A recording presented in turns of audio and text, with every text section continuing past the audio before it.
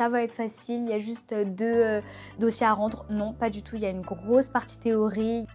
Le BTS, comme c'est en 2 ans, on pourrait croire que c'est rapide, qu'on n'apprend pas grand-chose et qu'on n'en ressort pas si professionnellement. Non, pas du tout, il y a une grosse partie théorie, il y a quand même de la culture générale. Les dossiers sont, on dirait pas comme ça, mais sont quand même très importants et très complets. Il faut pas se louper, il faut pas faire de hors-sujet parce que sinon malheureusement c'est éliminatoire parce que le plus de coef c'est sur les dossiers. Quand vous faites le BTS comme moi j'ai fait gestion de la PME, on voit tellement de choses que j'avais mal à la tête. Mais ça m'a apporté tellement, donc je vous le recommande. Mais au final, ces 2 ans, c'est court, c'est intense, mais on en ressort très professionnel et on apprend énormément de choses. C'est surtout de la détermination et une fois qu'on a tous ces éléments en main avec la formation qui est proposée par tous les formateurs qui sont chez EPB, franchement ça devrait bien se passer et ça s'est super bien passé pour moi. Pour moi le BTS c'était un truc hyper facile, mais en fait c'est plus difficile que ça. Enfin, il y a beaucoup de concentration, il faut savoir bien relire ses cours, c'est pas quelque chose d'acquis facilement, comme le bac en fait, et il faut vraiment rester concentré là-dessus.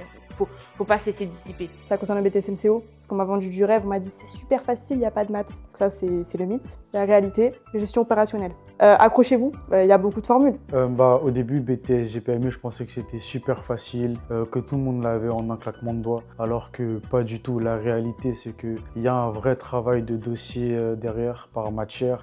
Pareil pour le niveau d'anglais, même s'il n'est pas autant soutenu qu'en commerce international, il y a quand même un minimum de vocabulaire à avoir. Et donc c'est pour ça que dès le départ, il ne faut pas sous-estimer ce BTS-là. Donc je voudrais qu'on arrête ce mythe de se dire que faire de la communication, c'est hyper facile. Non, c'est pas du tout facile. C'est vrai que l'aspect créatif est très attractif, mais être créatif, ça suffit pas. Il faut savoir être créatif pour toucher et transmettre des messages qui sont pertinents, pas juste communiquer pour communiquer.